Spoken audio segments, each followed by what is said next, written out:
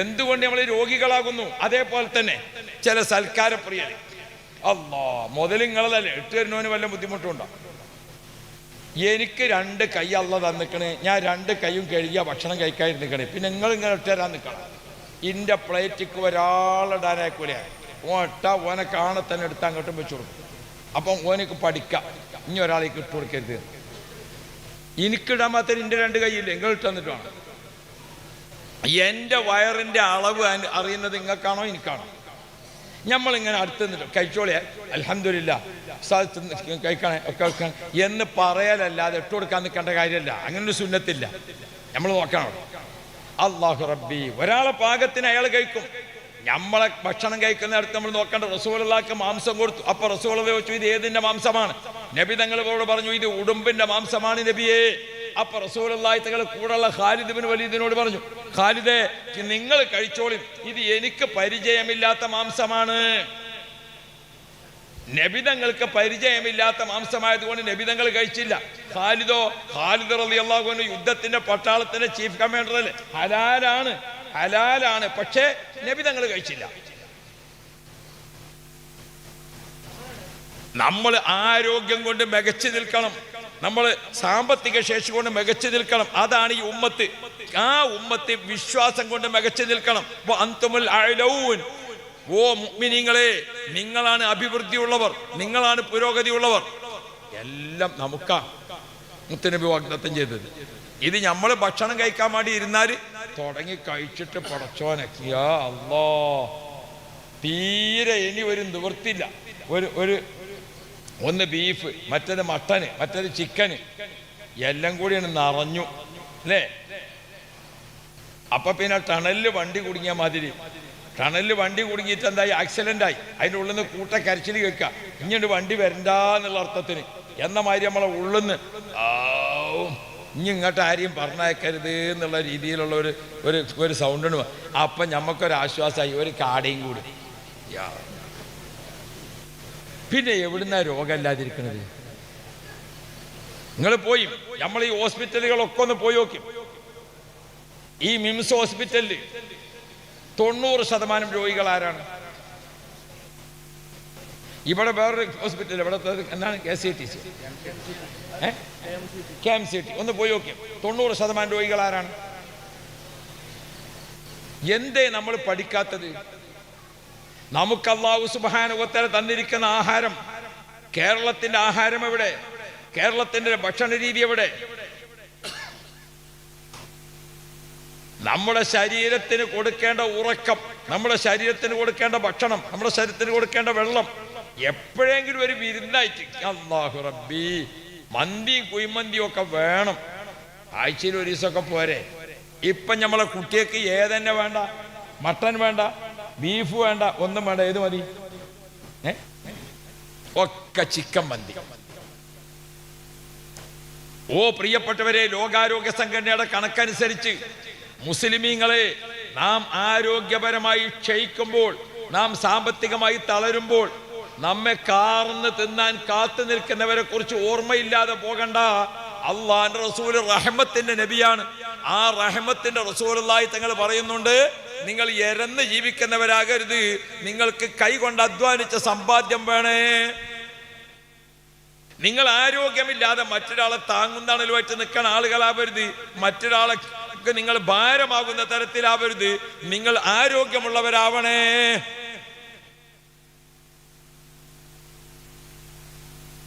ഇസ്ലാമിന്റെ റഹ്മത്ത്, മുത്തുനബിന്റെ റഹ്മത്ത് എന്ന് പറഞ്ഞാൽ പഠിക്കണ്ടേ നമ്മളെ റഹ്മത്ത് എന്താ? നബി കരീം സല്ലല്ലാഹു അലൈഹി വസല്ലമ തങ്ങൾ ഇതൊക്കെ പഠിപ്പിച്ചുകൊണ്ടുള്ള മക്കളും കുടുംബവും. അല്ലാഹു റബ്ബി, റഹ്മത്തിന്റെ കുടുംബം.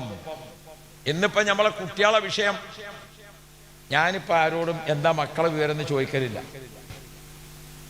മക്കളെ വിവരം എന്താണെന്ന് വാപ്പാരോടും ഉമ്മാരോടും ചോദിക്കലില്ല. എന്താ ചോദിച്ചാ തുടങ്ങണത് കുട്ടികളെ കുറ്റപ്പെടുത്തിക്കൊണ്ടാണ് അല്ലേ?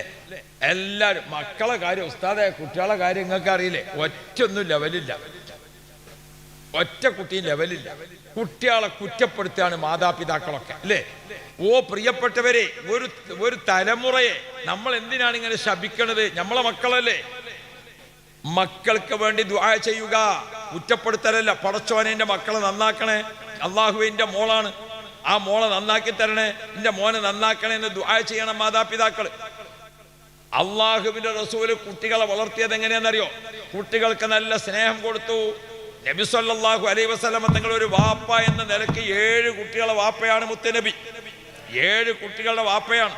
അള്ളാഹു റബ്ബി നബി സല്ലല്ലാഹു അലൈഹി വസല്ലം നിങ്ങൾക്ക് ഖദീജ ബീവിയിൽ മക്കൾ ജനിച്ചു 6 എണ്ണം. ആ 6 മക്കൾ ജനിച്ചപ്പോൾ ഒന്ന് ഖാസിം റളിയല്ലാഹു അൻഹു ചെറുപ്പത്തിൽ വഫാത്തായി. 2 അബ്ദുള്ള റളിയല്ലാഹു അൻഹു ചെറുപ്പത്തിൽ വഫാത്തായി. ഈ നബി തങ്ങൾക്ക് മൂന്നാമത്തെ പിന്നെ ജനിച്ചിരിക്കുന്ന മൂത്ത മോള് സൈനബ ബീവി റളിയല്ലാഹു അൻഹ മദീനത്ത് നിന്ന് വഫാത്തായി. ബഹുമാനപ്പെട്ട റുഖയ്യ റളിയല്ലാഹു അൻഹ ഉസ്മാൻ ഇബ്നു അഫ്ഫാൻ തങ്ങളുടെ ഭാര്യയാണ്. ഹിജ്റ 2-ാം വർഷം ബദറിന്റെ സമയത്ത് വഫാത്തായി. ബഹുമാനപ്പെട്ട ഉമ്മു കുൽസൂം റളിയല്ലാഹു അൻഹ വഫാത്തായി. നബി തങ്ങൾ വഫാത്താകുമ്പോൾ ഒരൊറ്റ മോള് മാത്രമേ ഉള്ളൂ. അതാരാ? ഫാത്തിമ ബീവി. ബാക്കിയുള്ള കുട്ടികളൊക്കെ നേരത്തെ. ഓർത്തു നോക്കൂ നിങ്ങൾ, നബി തങ്ങളാകുന്ന പിതാവ് എങ്ങനെയാണ് മക്കളെ പോറ്റിയത്, ജീവിച്ചത്? കുട്ടികളെ റസൂലുള്ളാഹി തങ്ങൾ സ്നേഹിച്ച് കീഴടക്കി. നബി സല്ലല്ലാഹു അലൈഹി വസല്ലം കുട്ടികൾ എന്താക്കി? വാത്സല്യത്തിൽ. ഒരിക്കലൊരു സംഭവം പറയാം. നബി തങ്ങളെ വീട്ടില് ഒരു ചെറുപ്പക്കാരൻ നബി തങ്ങളെ കാണാൻ വേണ്ടി വന്നിട്ട് മുറ്റത്ത് വന്നിട്ട് യാ റസൂലല്ലാഹ് എന്ന് വിളിച്ചു. വിളിച്ചപ്പോൾ നബി തങ്ങൾ പുറത്തേക്ക് വന്നില്ല. സാധാരണ വേഗം വരുന്നതാ, വന്നില്ല.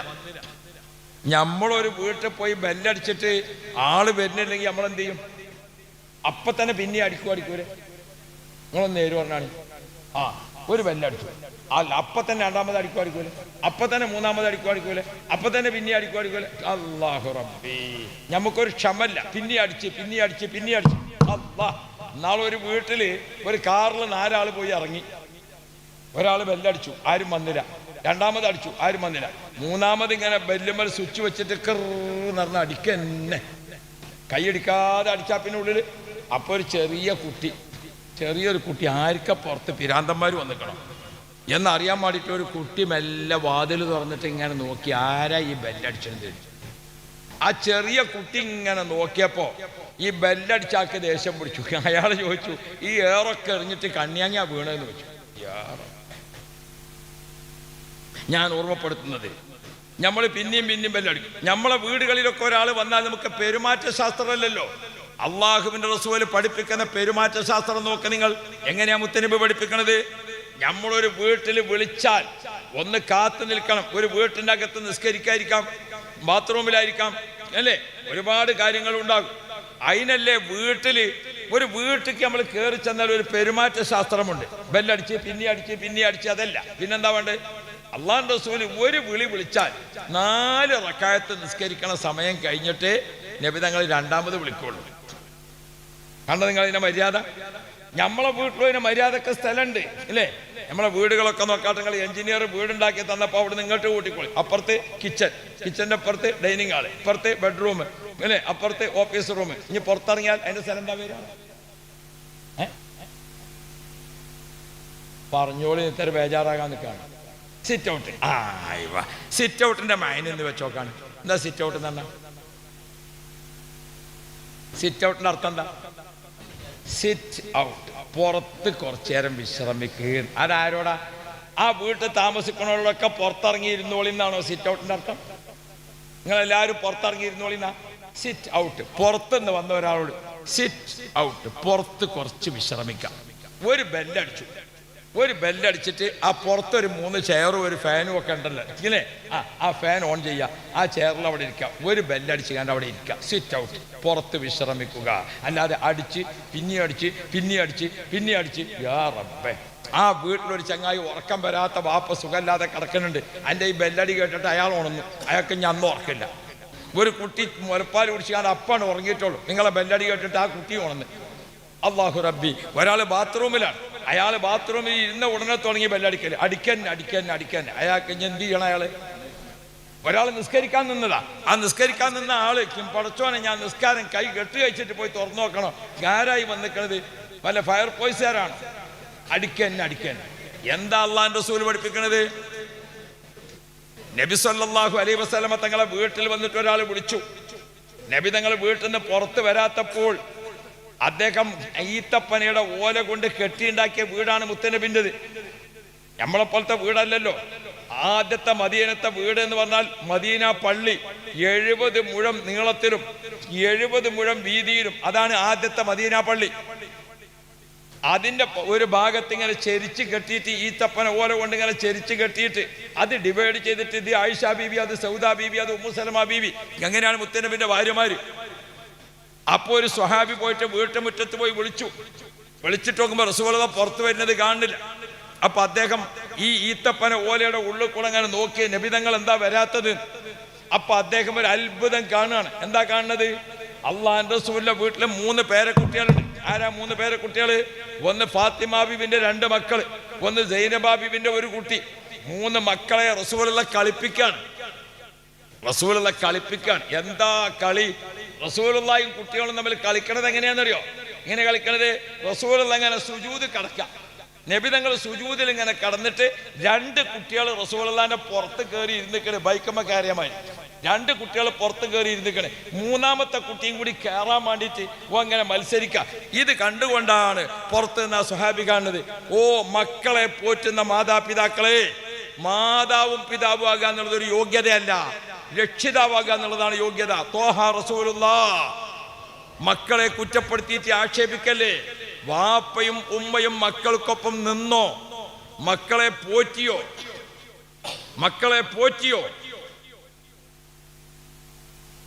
മക്കളെ കുറ്റപ്പെടുത്തിയിട്ട് എന്താ? ഞാൻ ചോദിക്കട്ടെ നിങ്ങളോട്, മക്കൾ മൊബൈൽ കളിക്കണേ നിങ്ങൾക്ക് പരാതി ഉണ്ടോ? അല്ലേ ഉണ്ട്. എന്നാ ഒരു കാര്യം ചെയ്യും, നിങ്ങളവിടെ ഇരിക്കും. നിങ്ങളും ഞാനൊക്കെ കുട്ടിയാണ് കാലത്ത് കളിച്ച ഒരു കളി പറഞ്ഞാണ് ഒന്ന് കോട്ടി കളിച്ച. ഇപ്പൊ കോട്ടികളി ഉണ്ടോ? കോട്ടി കളിക്കലില്ല. അപ്പൊ ഇപ്പൊ കോട്ടികളി ഉണ്ടോ? ഇല്ല. ശരി, നമ്മൾ കളിച്ച മറ്റൊരു കളിൻ്റെ ഇനി പമ്പരം കളിക്കുക, അതിപ്പോ ഉണ്ടോ? ഇല്ല. നമ്മൾ കളിയൊക്കെ കഴിഞ്ഞിട്ട് അപ്പുറത്തെ പള്ളിക്കുളത്തിലോ അമ്പലക്കുളത്തിലോ ആ പാടത്തെ കുളത്തിലോ പോയിട്ട് കുളത്തിൽ പോയി നീന്തിനി, ആ കുളപ്പുണ്ടോ? ഉണ്ടോ? ഈ കുട്ടികളിനി എന്ത്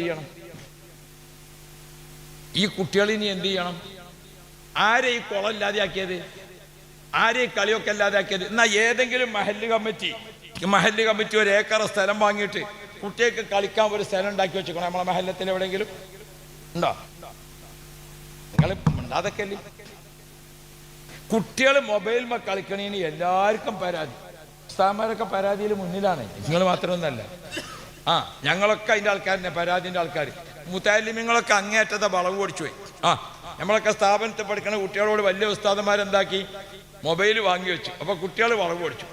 ഒക്കെ എല്ലാവർക്കും 2 മൊബൈലോ, ഒന്ന് ഉസ്താദ് ചോദിച്ചാൽ കൊടുക്കാനും ഒന്ന് വിൽക്കും നോക്കാനും. ഒരു ചിരിച്ചിട്ടുണ്ടെങ്കിൽ അങ്ങനെ തന്നെയല്ലേ മക്കളെ? കുഴപ്പമൊന്നുമില്ല. അതാണ് ആരെ വളവ് ഓടിക്കാത്തപ്പോ. ഇപ്പം നമ്മളാ ഖത്തറിലൊരു പന്തളി ഉണ്ടല്ലോ. എന്ത് പന്തളി? എന്തേലും മക്കളാ കളി? അതെ, പാപ്പാരും ഉണ്ടാകുന്നോട്ടെ, നിങ്ങൾ പറഞ്ഞോളി. ആ ഖത്തറിലെ പന്തളി ഉണ്ടായപ്പോ എന്നോട് നമ്മളെ മജ്മഅയിൽ 510 മുത്തഅല്ലിമീങ്ങളും ഹാഫിളുകളും ഒക്കെ പറയുന്നുണ്ട്. 100 പെൺകുട്ടികളും 410 ആൺകുട്ടികളും. ഉസ്താദന്മാരൊക്കെ പറഞ്ഞു, ഉസ്താദെ നമുക്ക് ഇവരൊക്കെ മൊബൈലൊക്കെ വാങ്ങി വെക്കാണ്ട് ഇതാക്കണം, മറ്റാക്കണം, മറിച്ചാക്കണം എന്നൊക്കെ പറഞ്ഞു. എന്തേന്ന് ചോദിച്ചു. അത് പന്തളിയാണ്. ഞാൻ പറഞ്ഞു, എന്താ നിങ്ങളീ പറയുന്നത്? നമ്മളിവിടെ ഉള്ള ഒരു 100 കുട്ടികൾ പന്തളി കണ്ടില്ലാന്ന് വിചാരിച്ചിട്ട് എന്താ ഇപ്പൊ വരാൻ പോണത്? ഒരു കണ്ടാ എന്താ വരാൻ പോണത്? കണ്ടില്ലെങ്കിൽ എന്താ വരാൻ പോണത്? ഇവര് മാത്രം കണ്ടിട്ടില്ലെങ്കിൽ പോലെ വാപ്പാര് വരി കുത്തിരുന്ന് കാണുകയാണ്, പോലെ അമ്മാര് അയിരാളെ കാണുകയാണ്, പോലെ ജ്യേഷ്ഠന്മാരും കാണുകയാണ്, പോലെ അനുജന്മാരും കാണുകയാണ്. ഈ കുട്ടികൾ സ്കൂളിലേക്ക് പോകണം, സ്കൂളിലുള്ള ബാക്കിയുള്ളവരൊക്കെ കാണുകയാണ്. നാളെ രാവിലെ അങ്ങാടിയിൽ ഇറങ്ങിയിട്ട് ഈ കുട്ടികൾ പോകുമ്പോൾ ഇവരല്ലാത്തവരൊക്കെ കണ്ടുകയാണ്. നമ്മളെ കുട്ടികൾ സഭയിൽ എന്താകാണ്? ഞാൻ പറഞ്ഞു ഉസ്താദന്മാരോട്, മെയിൻ കളിക്കണ സമയത്ത് ഒരു 2 മണിക്കൂർ കുട്ടികൾ കണ്ടോട്ടെ. അതുകൊണ്ട് ഒരു കാര്യം കിട്ടി, ആ 2 മണിക്കൂർ മാത്രമേ കണ്ടതുള്ളൂ. ബാക്കി 22 മണിക്കൂർ കുട്ടികളെ നമുക്ക് കിട്ടി. അല്ലെങ്കിൽ കുട്ടികൾ 24 മണിക്കൂറും കാണൂല. നമ്മൾ കുട്ടികളെ കുറ്റപ്പെടുത്തുകയാണ്. എന്നാൽ മഹല്ല് കമ്മിറ്റിയൊക്കെ ഒരുങ്ങി. നമ്മൾ കുളം തൂർത്തു, കോട്ടികളില്ല, പമ്പരകളില്ല, ഒരു കളിയില്ല. ഈ കുട്ടികൾക്ക് കളിക്കണ്ടേ ഒരു പ്രായത്ത്? എന്നാൽ പിന്നെ ഹലാലായ കളി കാണിച്ചു കൊടുക്കാൻ ഇവിടെ ഒരു ഗ്രൗണ്ട് നമ്മളെ മഹല്ല് കമ്മിറ്റിന്റെ കീഴിലുണ്ടോ? അല്ലെങ്കിൽ നമ്മളേതെങ്കിലും പ്രസ്ഥാനത്തിന്റെ കീഴിലുണ്ടോ? കുട്ടികൾക്കോട്ട് കളിക്കാനും പാടില്ല. പിന്നെ കുട്ടികൾ എന്ത് ചെയ്യും? കുട്ടികളിങ്ങനെ കുളം കുളം കുളം കുളം. അല്ലാഹു റബ്ബി, ഞാൻ എൻ്റെ പ്രിയപ്പെട്ട രക്ഷിതാക്കളോട് പറയുന്നു, അതാത് കാലത്ത് വളരുന്ന മക്കൾക്ക് ആവശ്യമുള്ളത് കൊടുക്കണം. വാപ്പ മോന്റെ കയ്യും പിടിച്ചിട്ട് ഇങ്ങനെ നടക്കണം സുബൈ നിസ്കരിക്കാൻ പള്ളിക്കൊക്കെ. വാപ്പ മോന്റെ കയ്യും പിടിച്ചിട്ട് ഇങ്ങനെ പോണം ജുമാ നിസ്കരിക്കാൻ പള്ളിക്കൊക്കെ. ഉമ്മ മോളെ കയ്യും പിടിച്ചിട്ട് ഇങ്ങനെ നടക്കണം. അല്ലാ, അപ്പോഴാണ് ഉമ്മാക്ക് തളർച്ച വന്നു. ഉമ്മാക്ക് വാപ്പാക്ക് നടക്കാൻ പറ്റാതായി. അന്ന് ഈ കുഞ്ഞു ഓർക്കും, പടച്ചോനെ അന്ന് എനിക്ക് നടക്കാൻ വയ്യാത്തപ്പോ എന്റെ വാപ്പ കയ്യും പിടിച്ചുകൊണ്ട് നടന്നത്. അതാ കുട്ടിന്റെ മനസ്സിൽ ഇങ്ങനെ ഓർമ്മ വരും. തീർച്ചയായും കൊടുത്താൽ തിരിച്ചു കിട്ടും.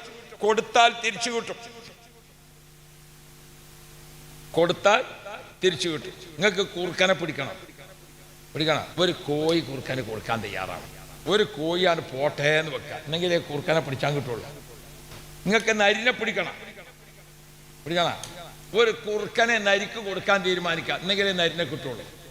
ഒരാടിനെ നരിക്ക് കൊടുക്കാൻ തീരുമാനിച്ചാൽ നരിനെ പിടിക്കാൻ കിട്ടും. കൊടുത്തത് തിരിച്ചു കിട്ടും. വാപ്പമാരെ മക്കൾക്ക് വാത്സല്യം കൊടുക്കുക, മക്കൾക്ക് സ്നേഹം കൊടുക്കുക. ഭർത്താക്കന്മാരെ ഭാര്യമാർക്ക് നല്ല സ്നേഹം കൊടുക്കുക. ഭാര്യമാരെ ഭർത്താക്കന്മാർക്ക് നല്ല അനുസരണം കൊടുക്കുക. കൊടുത്തത് തിരിച്ചു കിട്ടും. ഭാര്യമാർ ഭർത്താക്കന്മാരെ നല്ലപോലെ ബഹുമാനിക്കണം, അനുസരിക്കണം. ഭർത്താക്കന്മാർ നല്ലപോലെ ഭാര്യമാരെ സ്നേഹിക്കണം. അള്ളാന്റെ റസൂൽ മുഹമ്മദ് മുസ്തഫ നബി സല്ലല്ലാഹു അലൈഹി വസല്ലമ തങ്ങൾ ഭാര്യമാരെ വിളിക്കുന്നത് എങ്ങനെ? ആയിഷൂന്നാ റസൂലുള്ളാഹി വിളിക്കാം. ഇന്റെ മലപ്പുറത്തൊക്കെ ആൾക്കാർ വിളിക്കണം എങ്ങനെ? ആയിഷ. നബി തങ്ങൾ ആ വിളി തന്നെ ആയിഷൂ സമ്മിലൂനി ഖദീജൂ. എന്തൊരു ഐശ്വര്യമാണ് ആ വിളി, എന്തൊരു ലാളിത്യമാണത്. അല്ലാഹു റബ്ബി നബി സല്ലല്ലാഹു അലൈഹി വസല്ലമ തങ്ങൾക്ക് പ്രായം 63 എത്തിയപ്പോഴും നബി തങ്ങൾ ഭാര്യമാർക്കൊപ്പം ചിരിക്കുന്നു, കളിക്കുന്നു, ഒഴിഞ്ഞ് സംസാരിക്കുന്നു. ആയിഷ ബീവിയോട് ചോദിച്ചല്ലോ, ഉമ്മ നബി തങ്ങൾ വീട്ടിൻ്റെ അകത്തെ രീതി എന്താണ്? ആ സമയത്ത് ആയിഷ ബീവി റളിയല്ലാഹു അൻഹ പറയുന്നുണ്ട്, നബി തങ്ങൾ ഏറ്റവും നല്ല കുടുംബനാഥനാണ്. എന്താണ്? വീട്ടുകാര്യങ്ങളിലൊക്കെ നബി തങ്ങൾ ഞങ്ങളെ സഹായിക്കും. ഒരു ഉദാഹരണം പറഞ്ഞാൽ, ആയിഷ ബീവി ഇങ്ങനെ എന്താക്കാണ്? ടൈൽസ് ഒക്കെ ക്ലീൻ ആക്കാണ്. നമ്മളെ ഭാഷയിൽ പറഞ്ഞാൽ ആയിഷ ബീവി നിലത്തൊക്കെ അടിച്ച് വൃത്തിയാക്കാണ്. അപ്പൊ റസൂലുള്ളാഹി തങ്ങൾ എന്ത് ചെയ്തു? ആ പൊടി തട്ടണേ, ആ മാറാല തട്ടുന്ന ചൂലുണ്ടല്ലോ അല്ലേ, അതെടുത്തിട്ട് റസൂലുള്ളാഹി അതൊക്കെ തട്ടാൻ കൂടി കൊടുത്തു. അപ്പൊ റസൂലുള്ളാഹി ആ മാറാലൊക്കെ തട്ടിക്കൊടുക്കുക, ആയിഷ ബീവി അടിയിലൊക്കെ വൃത്തിയാക്കാം. നമ്മളെ ഭാഷയിൽ പറഞ്ഞു. റസൂലുള്ളാഹി ആയിഷ ബീബി റളിയല്ലാഹു അൻഹ ആയിഷ ബീബി ഭക്ഷണം പാകം ചെയ്തു. അത് മേശമൊക്കെ എടുത്തു വെച്ചുകൊണ്ട് വളമ്പി റെഡിയാക്കി റസൂലുള്ളാഹി ചെയ്തു. നബി സല്ലല്ലാഹു അലൈഹി വസല്ലം തങ്ങളെ സംബന്ധിച്ചുകൊണ്ട് ആയിഷ ബീബി പറഞ്ഞു, വീട്ടുകാര്യങ്ങളിൽ ഞങ്ങളോടൊപ്പം ചേർന്ന് ആയിഷ ബീബി റളിയല്ലാഹു അൻഹ ഞങ്ങളെ സഹായിക്കുമായിരുന്നു. അതുകൊണ്ട് തന്നെ നോക്കൂ നിങ്ങൾ, ഒരാഴ്ച സമയം റസൂലുള്ളാഹിന്റെ വീട്ടിൽ തീ കത്തിച്ചില്ല. ചായയില്ല, കാപ്പിയില്ല, കഞ്ഞിയില്ല, ചോറില്ല, പായസമില്ല, ഒരു സാധനമല്ല. സുബ്ഹാനല്ലാഹ്, അറബികൾക്ക് എപ്പോഴെങ്കിലും കഴിക്കാൻ കിട്ടുന്ന ഈത്തപ്പഴം അതുപോലും ഇല്ല. ഒരു ഈത്തപ്പഴത്തിന്റെ കീറുകൊണ്ട് ചുണ്ടിങ്ങനെ നനച്ചിട്ട് ചങ്ക് നനച്ചിട്ട് പോണ അവസ്ഥ. അപ്പൊ ഒരു പ്രത്യേക സാഹചര്യത്തിൽ റസൂലുള്ളാഹിന്റെ 9 ഭാര്യമാര് അവരെ വിളിച്ചിട്ട് റസൂലുള്ളാഹി തങ്ങൾ പറഞ്ഞു, നിങ്ങളിങ്ങനെ പട്ടിണി കടന്ന് ജീവിക്കണോ? നിങ്ങൾക്ക് സുഖം തേടിക്കൊണ്ട് പോണ താല്പര്യമുണ്ടോ? രാജാക്കന്മാർക്ക് ഭാര്യമാരായി നിൽക്കാം, നല്ല കഴിവുള്ളവർക്ക് ഭാര്യമാരായി നിൽക്കാം. നിങ്ങളെ എല്ലാം ത്വലാഖ് ചൊല്ലി നിങ്ങളെ വഴി ഒഴിവാക്കി തന്ന് നിങ്ങൾക്ക് സുഖലോലുപതയിൽ കഴിയാൻ ഞാൻ സാഹചര്യം ഒരുക്കി തരട്ടെ എന്ന് മുത്തുനബി 9 ഭാര്യമാരോട് ഒരാഴ്ച ഭക്ഷണം കിട്ടാത്ത സമയത്ത് റസൂലുള്ളാഹി ചോദിച്ചു. റസൂലുള്ളാഹിന്റെ വീട്ടിൽ ദിവസങ്ങളായിട്ട് തീ കത്തിച്ചിട്ടില്ല. ആ സമയത്ത് റസൂലുള്ളാഹി ഭാര്യമാരോട് ചോദിച്ചു, നിങ്ങളെയൊക്കെ ഞാൻ സ്വതന്ത്രരാക്കി തരാം, നല്ല കഴിവുള്ളവരോട് കൂടെ ജീവിച്ചാൽ നിങ്ങൾക്ക് പട്ടിണി കിടക്കേണ്ടി വരില്ല. എല്ലാ ഭാര്യമാരും മുത്തുനബിയോട് പറഞ്ഞതെന്താ? നബിയേ, തങ്ങളെ വിട്ടുകൊണ്ട് തങ്ങളെ ഉപേക്ഷിച്ചുകൊണ്ട് എവിടെ പോകാനും, ഒരു കൊല്ലം ഭക്ഷണം കിട്ടിയിട്ടില്ലെങ്കിലും തങ്ങളെ വിട്ടുകൊണ്ട് പോകാൻ ഞങ്ങളാരും തയ്യാറില്ല നബിയേ. നബി തങ്ങൾ ഭാര്യമാരെ മനസ്സിലാ ജീവിക്കണത്. ഭാര്യമാർ റസൂലുള്ളാഹിന്റെ മനസ്സിലാ ജീവിക്കണത്. നമ്മളെ കുടുംബ ജീവിതത്തിൽ മുത്തുനബിയുടെ റഹ്മത്ത്, കുടുംബ ജീവിതത്തിൽ, മക്കളെ ജീവിതത്തിൽ. ഇത് ഇന്നാള് ജുമാഅത്ത് പള്ളിക്കുന്ന ഒരു മൗലവി വഅദ് പറഞ്ഞു. അയാൾ പറയുന്ന കൂട്ടത്തിൽ പറഞ്ഞേ, ഈ ഭാര്യമാർ തന്നെയാണ് സ്വർഗത്തിലും ഉണ്ടാകാറ്. അപ്പോൾ ഒരാൾ നീച്ചിട്ട് എന്നാൽ ഞാനാണ്ടില്ല കേട്ടോ. നമ്മളെ നാട്ടിലെ ഭാര്യ ഭർത്തൃ ജീവിതത്തിൻ്റെ രീതിയാണിത്. അല്ലാഹു റബ്ബി. ഓ പ്രിയപ്പെട്ടവരെ, മുത്ത് നബിയുടെ പെരുമാറ്റ ശാസ്ത്രമാണ് പഠിക്കേണ്ടത്. നമ്മൾ പ്രായമുള്ളവരോട്, ഭാര്യമാരോട്, നബി സല്ലല്ലാഹു അലൈഹി വസല്ലം മക്കളോട്, എല്ലാവരോടും ഒരിക്കൽ റസൂലുള്ളാഹിയും ഒരു ചെറു സംഘം സ്വഹാബാക്കളും ഇങ്ങനെ ഇരിക്കുകയാണ്. ആ ഇരിക്കുന്ന സമയത്ത് ഒരു സ്വഹാബിയുടെ അടുക്കലേക്ക് ഒരു ചെറിയ കുട്ടി വന്നു. ഒരു ചെറിയ കുട്ടി. ആ കുട്ടി വന്നപ്പോൾ ആ സ്വഹാബി കുട്ടിനെ എടുത്ത് ഓമനിച്ച് ഒന്ന് ചുംബിച്ച് മടിയിലിരുത്തി. ഇത് റസൂലുള്ളാഹി ശ്രദ്ധിച്ചു. കുറച്ച് കഴിഞ്ഞപ്പോൾ രണ്ടാമതൊരു കുട്ടി വന്നു. രണ്ടാമതൊരു കുട്ടി വന്നപ്പോൾ ആ കുട്ടിനെ വാപ്പ എന്ത് ചെയ്തു? ആ കുട്ടിനെ വാപ്പ അവിടെ നിലത്ത് അവിടെ ഇരുത്തി, പിടിച്ച് അവിടെ ഇരുത്തി. അപ്പൊ റസൂലുള്ളാഹി തങ്ങൾ ആ വാപ്പാനോട് ചോദിക്കുന്നുണ്ട്, നിങ്ങൾക്ക് അള്ളാഹു നൽകിയ 2 മക്കൾക്കിടയിൽ നീതി പാലിക്കാൻ നിങ്ങൾക്ക് കഴിയാതെ പോയോ? ഈ 2 മക്കൾക്കിടയിൽ നീതി പാലിക്കാൻ നിങ്ങൾക്ക് കഴിയാതെ പോയോ? റസൂലുള്ളാഹി ചോദിക്കുന്നുണ്ട്. വാപ്പാരും ഉമ്മാരും മക്കളെ പോറ്റുമ്പോൾ റസൂലുള്ളാഹി തങ്ങൾ പറയാണ്, നിങ്ങൾ ആ കുട്ടിയെ മടിയിലിരുത്തി ചുംബിച്ചു, എന്തേ രണ്ടാമത്തെ കുട്ടിക്ക് ആ ചുംബനം കൊടുക്കാതിരുന്നത്? അപ്പൊ ചെറുപ്പത്തിൽ തന്നെ കുട്ടിക്ക് തോന്നുകയാണ്, വാപ്പാക്ക് എന്നോട് ഇഷ്ടമില്ല, ഉമ്മാക്ക് എന്നോട് ഇഷ്ടമില്ല. മക്കൾക്കിടയിൽ ഏറ്റ വ്യത്യാസം കാണിക്കരുത്, ആൺകുട്ടികളായാലും പെൺകുട്ടികളായാലും. നബി സല്ലല്ലാഹു അലൈഹി വസല്ലമ തങ്ങൾ പഠിപ്പിച്ചു, മനുഷ്യൻ എല്ലാ സമയത്തും ഒരുപോലെയല്ല, ഓരോ സന്ദർഭങ്ങളിൽ അതനുസരിച്ച് വേണം. നമ്മുടെ ഭാര്യമാർക്ക് ഗർഭിണിയെ നിങ്ങൾ നല്ല പോലെ സംരക്ഷിക്കണം. ഗർഭിണിയുടെ മനസ്സിന് വിഷമം വരുന്ന ഒരു വാക്ക് പറയരുത്. ഗർഭിണിക്ക് നല്ല വസ്ത്രം ധരിക്കണം, ശുദ്ധിയായ വസ്ത്രം. ഗർഭിണി ഉറങ്ങുന്നതും ഗർഭിണി വിശ്രമിക്കുന്നതുമൊക്കെ നല്ല സ്ഥലത്തായിരിക്കണം. എന്തുകൊണ്ട്? അവളുടെ വയറ്റിൽ ഒരു കുട്ടി വളരുന്നുണ്ട്. ആ ഗർഭിണിയുടെ മനസ്സിന്റെ സന്തോഷം കുട്ടിയുടെ സന്തോഷമാണ്. അവളുടെ ആരോഗ്യം കുട്ടിയുടെ ആരോഗ്യമാണ്. ഗർഭിണിക്ക് നിങ്ങൾ നല്ല ഭക്ഷണം കൊടുക്കണം, നല്ല പോഷകാഹാരം കൊടുക്കണം, നല്ല വിശ്രമം കൊടുക്കണം. ഗർഭിണികളെ സഹോദരിമാർ ഓർക്കണം, ഗർഭകാലത്ത് നല്ല പോലെ ഖുർആൻ ഓതണം, ഗർഭകാലത്ത് നല്ല പോലെ സ്വലാത്ത് ചൊല്ലണം, ആയത്ത് കുർസി നല്ല പോലെ വർദ്ധിപ്പിക്കണം. ഗർഭിണികളായ പെണ്ണുങ്ങൾ രാവിലെ ഒരു 8 മുതൽ 9 മണി വരെ 1 മണിക്കൂർ വെയിൽ കൊള്ളണം. അല്ലെങ്കിൽ വൈകുന്നേരം 5 മുതൽ 6 വരെ ആ വെയിൽ. എന്തുകൊണ്ട്? ഗർഭത്തിലിരിക്കുന്ന കുട്ടിക്ക് വിറ്റാമിൻ ഡി കിട്ടാൻ ഏറ്റവും നല്ലത് വെയിൽ കൊള്ളണം. കുറച്ച് സൂര്യപ്രകാശത്തിൽ നിന്ന് കിട്ടുന്ന, നമ്മൾ മത്സ്യം വാങ്ങുമ്പോണ്ടല്ലോ, തക്കാരത്തിനൊക്കെ വാങ്ങുമ്പോൾ വലിയ മീൻ വാങ്ങിക്കൊണ്ട്, സാധാരണ വീട്ടിൽ കഴിക്കാൻ നല്ലത് ഏതാണ്?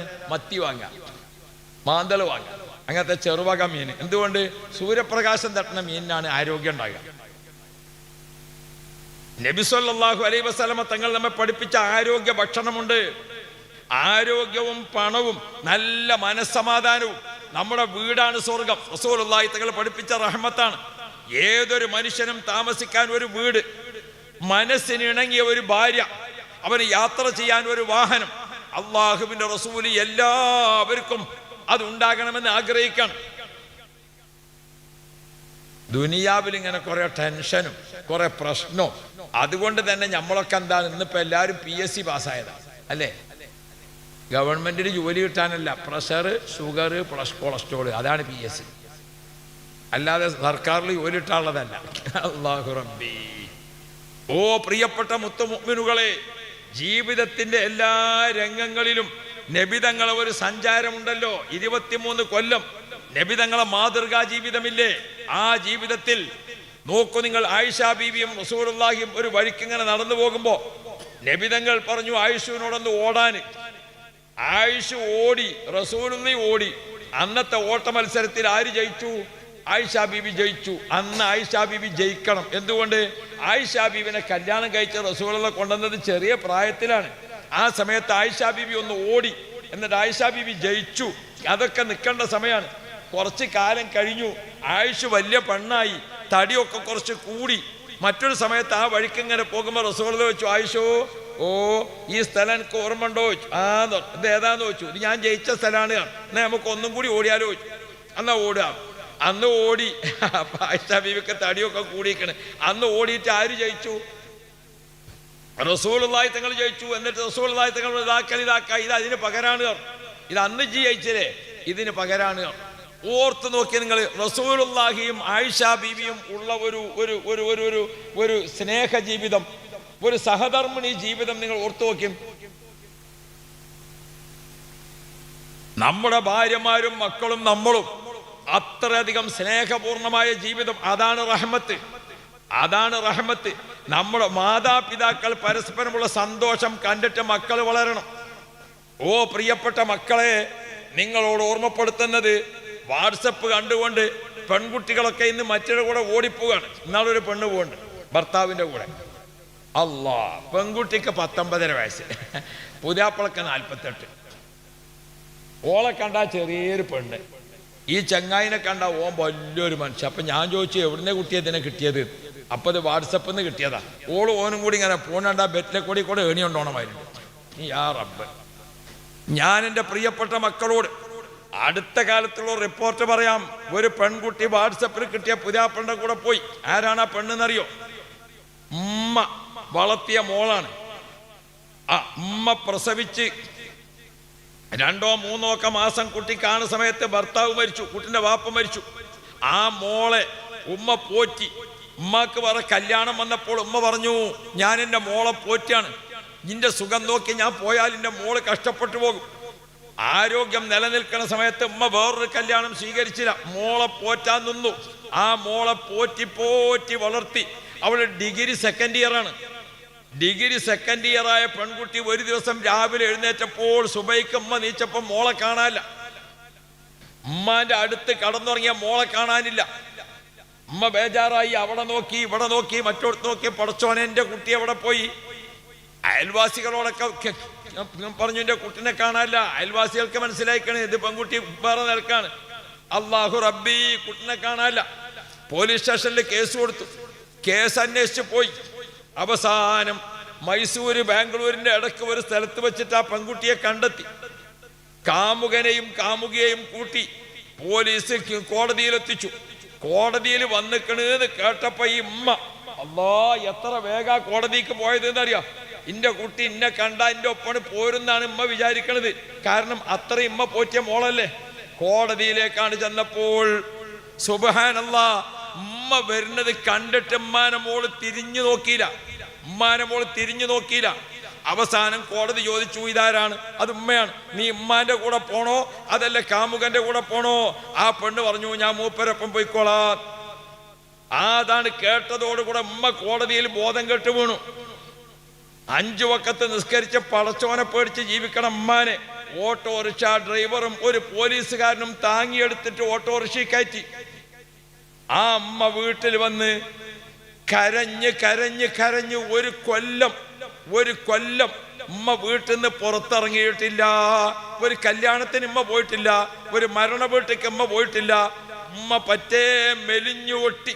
അല്ലാഹു റബ്ബി, ഉമ്മാന്റെ കണ്ണീര് ചോരയായി മാറി. അപ്പോഴാണ് ഒരു വാർത്ത കേൾക്കുന്നത്. എന്താണ്? ആ ചാടിപ്പോയ പെൺകുട്ടിക്ക് ഗർഭമാണ്. ഓള് പ്രസവിച്ചു. പ്രസവം കഴിഞ്ഞ് നോക്കുമ്പോൾ പ്രസവിച്ചിരിക്കുന്ന കുട്ടിക്ക് ഇവിടെ ചുണ്ടിന് മുച്ചിരിയാണ്. എനിക്ക് മനസ്സിലായോ? മുച്ചിരി പറഞ്ഞാൽ ചുണ്ടിന് ഇവിടെ മുച്ചിരിയാക്കി. ഈ മൂക്കിന്റെ ഈ പാലം ഇവിടെ ഇങ്ങനെ ലേശം പൊന്തിയിട്ട് നിൽക്കുകയാണ്. ഈ മൂക്കിന്റെ അടുക്കള ഇവിടെ 2 ചുണ്ട് ഇങ്ങനെ കുറച്ച് വേറിട്ടാ നിൽക്കണത്. ഈ പെണ്ണ് പ്രസവ വാർഡിൽ പ്രസവിച്ചു. പ്രസവം കഴിഞ്ഞിട്ട് സിസ്റ്റർമാര് കുട്ടിനെ എടുത്തുകൊണ്ട് നിങ്ങാട്ട് കുട്ടിനെ വാപ്പാക്ക് കാണിച്ചു കൊടുത്തു. വാപ്പ ഇങ്ങനെ കുട്ടിനെ ഒരു ഒറ്റ നോട്ടം നോക്കിയിട്ട് ഇവനാണ് പോയതാ. പിന്നെ ഓനെ എവിടെ തെരഞ്ഞിട്ടും കാണാനില്ല. പെണ്ണിനെ പ്രസവ വാർഡിൽ റൂമിക്കാക്കി ഇവൻ അന്വേഷിച്ച് നോക്കുമ്പോൾ ആകെ ഓളെ കയ്യിലുള്ളത് എന്താണ്? ഓൻ്റെ ഒരു മൊബൈൽ ഫോണാണ്. മൊബൈൽ നമ്പർ എടുക്കണില്ല. 3 ദിവസം ഹോസ്പിറ്റലിൽ കടന്നു. അത് കഴിഞ്ഞ അവിടുന്ന് ഹോസ്പിറ്റലിൽ ഡിസ്ചാർജ് ആക്കുമല്ലോ. വാടക സ്ഥലത്ത് കൊണ്ടേയാക്കി. ആ വാടകപ്പേരിൽ കൊണ്ടാക്കിയിട്ട് അവിടെ വാടക ക്വാർട്ടേഴ്സിൽ ഈ പ്രസവിച്ച് കിടക്കുന്ന പെണ്ണിന് വെള്ളമില്ല, ഭക്ഷണമില്ല, മരുന്നില്ല, ഉഴിഞ്ഞു കുളിപ്പിക്കാൻ ആരില്ല, കുട്ടിനെ നോക്കാൻ ആളില്ല. ഉമ്മ അവിടെ കരയണ കരച്ചിൽ ഇവള് കരയാൻ തുടങ്ങി. വാടക ക്വാർട്ടേഴ്സുകാർ ചെറുതെന്തെങ്കിലുമൊക്കെ കൊടുത്തു. ദിവസങ്ങൾ 10-15 പിന്നിട്ടപ്പോൾ വാടക ക്വാർട്ടേഴ്സുകാർ മഹല്ല് കമ്മിറ്റിക്ക് വിവരം കൊടുത്തു.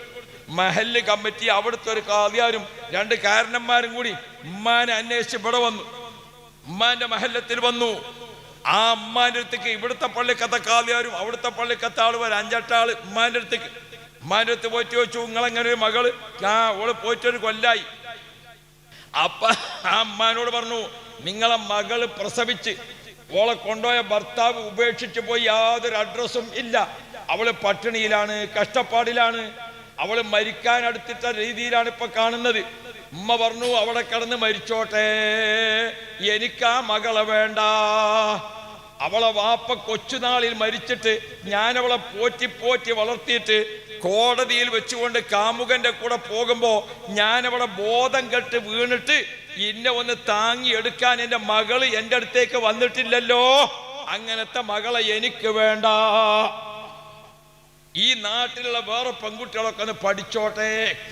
ഉമ്മാന്റെയും ബാപ്പാന്റെയും സമ്മതമല്ലാതെ ഏതെങ്കിലും വാട്സപ്പ് കിട്ടുന്ന കാമുകന്റെ കൂടെ പോയാൽ വരാൻ പോകുന്ന ദുരവസ്ഥ ഓരോ പെൺകുട്ടിയും പഠിച്ചോട്ടെ. കാളിയാരോട് അമ്മ ചോദിച്ചു, നിങ്ങൾ മകളെ ഇങ്ങോട്ട് എത്തിച്ചേരാൻ പോകുന്നതാണോ ഉസ്താദേ എന്ന് ചോദിച്ചു. ഞാനേ ഉമ്മ പറയാണ്, ഒരു കൊല്ലായിട്ട് ഞാൻ ഒരു കല്യാണത്തിന് പോയിട്ടില്ല, ഒരു മരിച്ചോടത്തേക്ക് പോയിട്ടില്ല, എൻ്റെ കുടുംബങ്ങളെ ഞാൻ കണ്ടിട്ടില്ല, അത്ര കണ്ണീരിലാണ് ഞാനിവിടെ കഴിയണത്. ഓ പ്രിയപ്പെട്ട പെൺകുട്ടികളെ, ആൺകുട്ടികളെ, മാതാപിതാക്കളെ കണ്ണീര് കുടിപ്പിച്ചുകൊണ്ട് ആർക്കെങ്കിലും ഒരു സുഖജീവിതം കിട്ടുമെന്ന് ഒരാളും ദുനിയാവിൽ വിചാരിക്കണ്ട, ആഖിറത്തിൽ തീരെയും വിചാരിക്കണ്ട.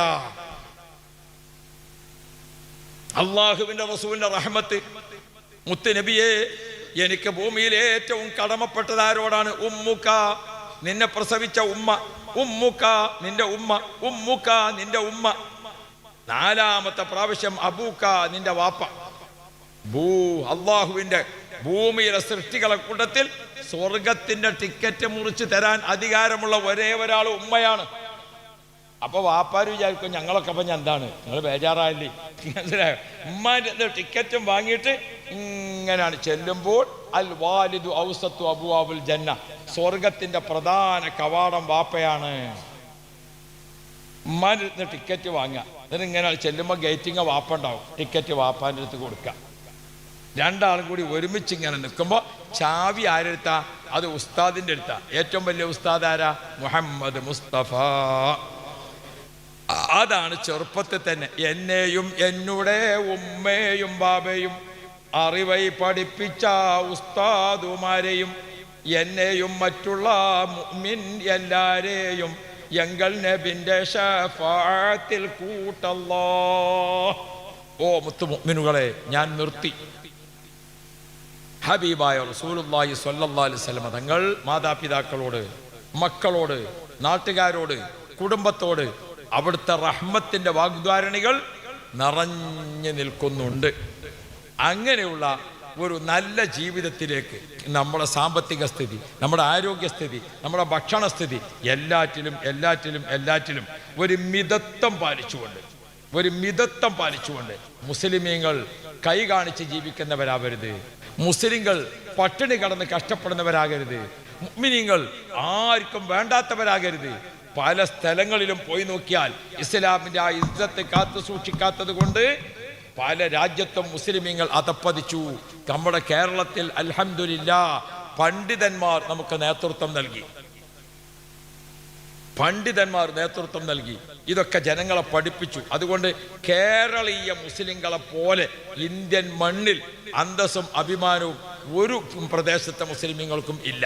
അത് നമ്മുടെ ആലിമീങ്ങൾ നമുക്ക് നൽകിയ മഹത്വമാണ്. അള്ളാഹുവേ, ഭക്ഷണത്തിലും അതേപോലെ വസ്ത്രത്തിലും വീട്ടിലും താമസത്തിലും ഒക്കെ ഒരു മിതത്വം പാലിച്ചുകൊണ്ട് ആരോഗ്യമുള്ള, അന്തസ്സുള്ള, അഭിമാനമുള്ള ഉമ്മത്തികളായി വളരാൻ ഞങ്ങൾക്ക് നീ തൗഫീഖ് നൽകണേ അല്ലാഹ് എന്ന് ദുആ ചെയ്തുകൊണ്ട് നാളെ ആഖിറത്തിൽ ത്വാഹ റസൂലുള്ളാഹ് മുത്ത് റസൂലുള്ളാഹിന്റെ അടുക്കലേക്കാണ് ചെല്ലുമ്പോൾ നമുക്ക് രക്ഷപ്പെടാൻ, മുഅ്മിനുകളെ നരകത്തിൽ നിന്ന് രക്ഷപ്പെടാൻ, മുഅ്മിനുകളെ എല്ലാ ശർറിൽ നിന്നും രക്ഷപ്പെടാൻ ഒരു തുള്ളി കണ്ണുനീര് മതി. നരകത്തിന്റെ ചൂട് തണുപ്പിച്ച് കളയുന്ന അതിശക്തമായ ഫയർ ഫോഴ്സ് ആണ് കണ്ണുനീര്. അള്ളാഹുവിന്റെ റസൂലിനെ മഹബത്ത് വെക്കുക, എന്നിട്ട് അള്ളാഹുവിനോട് കരയുക.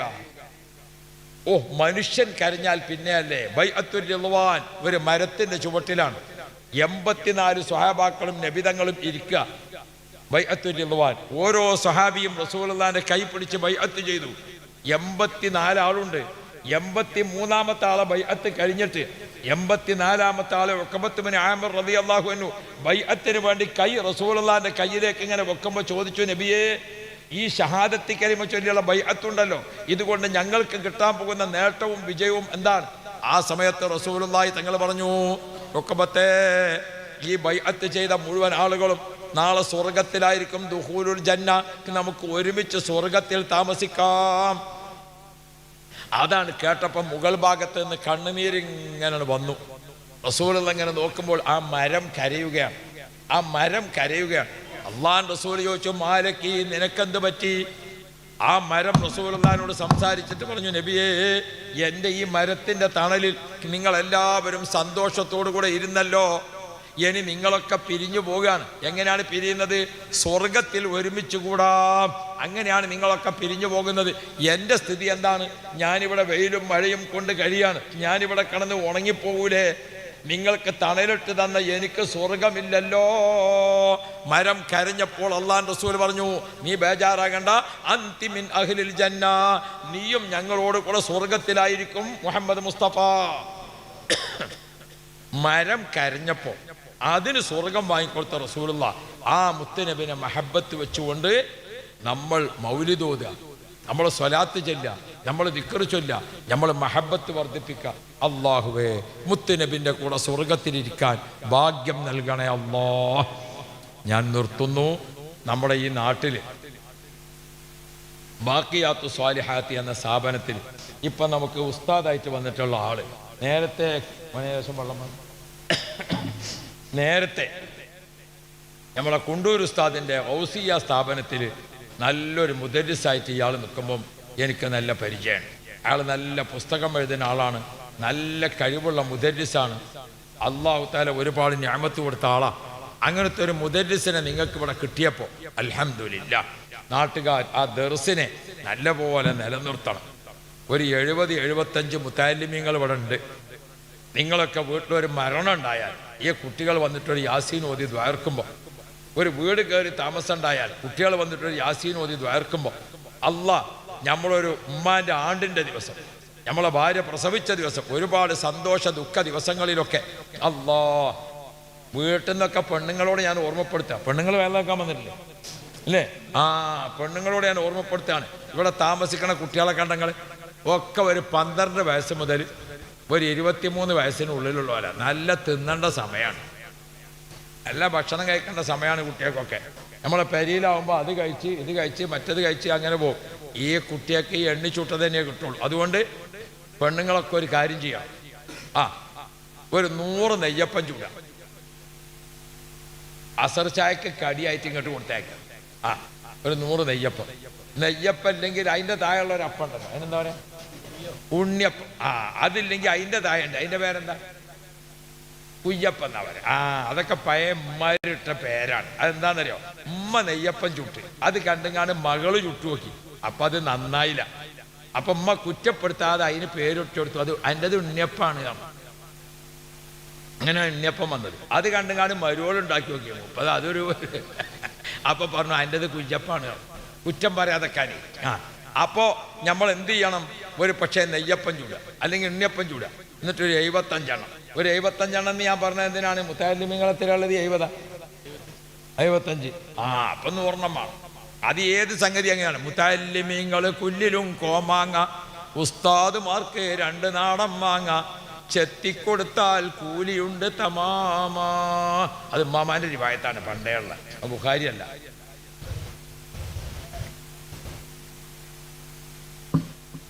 ഈ ചുറ്റുഭാഗത്തുള്ള വീട്ടിൽ നിന്ന് പ്രസവത്തിന് കൂട്ടിക്കൊണ്ടുപോകൽ, അതേപോലെ തന്നെ പള്ള കാണാൻ പോകൽ, എന്തെല്ലാം വിഷയമുണ്ട് ഇതിൽ നടക്കണേ ഇല്ലേ? അപ്പോഴൊക്കെ വീട്ടിലൊരു പലഹാരം ഉണ്ടാക്കുമ്പോൾ ഇങ്ങോട്ട് സ്ഥാപനത്തേക്ക് വിളിക്കുക, ഉസ്താദേ, ഇന്ന് അസർക്കത്തെ ചായക്ക് കടി ഞാൻ കൊടുത്തേക്കുന്നുണ്ട് കേട്ടോ, ബുധനാഴ്ച നമ്മളെ കതിയമ്മൂൻ്റെ അവിടുന്ന്.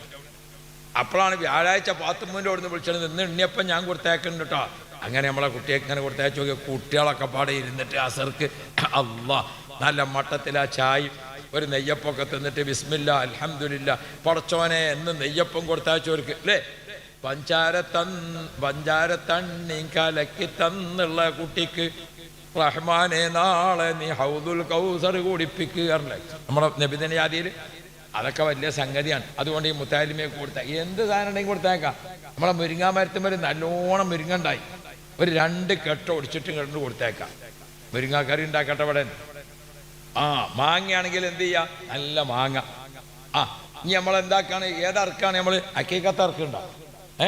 അക്കീക്കത്ത് അറക്കുമ്പോൾ എന്ത് ചെയ്യാ, നല്ലൊരു പോത്തിന് അറക്കാം. എന്നിട്ട് നമ്മൾ 75 കുട്ടിയൊക്കെ എത്ര വെക്കേണ്ടി വരും? 10 കിലോ വെക്കണ്ടേ? എന്താ പോയി 10 വേണ്ടേ? ഞങ്ങൾ അതെന്നെ ഏറിയെന്ന് പറയുമെന്ന് വിചാരിച്ചിട്ട് ആണ്ടാ. അപ്പൊ കുറച്ച് ഇറച്ചി അക്കീക്കത്തിൻ്റെ കൊടുത്തേക്കാം, നമ്മളെ ഈ കുട്ടിയെ കൊടുത്തേക്കാം. അങ്ങനെയൊക്കെ നമ്മളെ നാട്ടുകാർ ഇതിനെ നിലനിർത്തണം. അതിൻ്റെ ഗുണം ഞമ്മക്കൊക്കെയാണ്. അതായത് നമ്മളൊരു നെയ്യപ്പം കൊടുത്താൽ, നമ്മളൊരു ഉണ്ണിയപ്പം കൊടുത്താൽ, റസൂലുള്ളാഹിന്റെ മദീനത്തെ പള്ളിയിൽ കുട്ടികൾ ഓതി പഠിക്കുന്നുണ്ട്. അപ്പോൾ ഒരു ഒട്ടകം പ്രസവിച്ചു, ആദ്യത്തെ പാല് കറന്നിട്ട് മദീനത്തെ പള്ളിക്ക് കൊടുത്തയച്ചു. റസൂലുള്ളാഹി അത് ഓഹരി വെച്ചിട്ട് സ്വഹാബാക്കൾക്കൊക്കെ കൊടുക്കുക. ഇതാണ് പതിവ്. സ്വഹാബാക്കളെ കൂട്ടത്തിൽ ഒരു വല്യമ്മണ്ട്. അത് വെള്ളിയാഴ്ച രാവിലെ ഒരു സാധനം ഉണ്ടാക്കിയിട്ട് എന്ത് ചെയ്യും, ഒരു ദേഹം ഉണ്ടാക്കും, ഒരു പായസം. എന്നിട്ട് എന്ത് ചെയ്യും, ജുമാഅത്ത് പള്ളിക്ക് അവിടെ പുറത്ത് അവിടെ ഇരിക്കും. സ്വഹാബാക്കൾ പറയുന്നുണ്ട്, ഞങ്ങൾക്ക് വെള്ളിയാഴ്ച ആകാൻ പൂതിയാകും. എന്തിന്? ജുമാഅ കഴിഞ്ഞ് പോകുമ്പോൾ ആ അമ്മാൻ്റെ ആ പായസം കുടിച്ചാൽ. ഇതൊക്കെ പണ്ടേ പതിവുള്ള സംഗതിയാണ്. അതുകൊണ്ട് ഈ സ്ഥാപനം നമ്മളൊക്കെ സ്നേഹിച്ച് സന്തോഷിച്ച് ഇത് നമ്മളെ മക്കളായി കരുതിക്കൊണ്ട് ഇതിനെ നിലനിർത്താൻ അള്ളാഹു ഭാഗ്യം തരട്ടെ.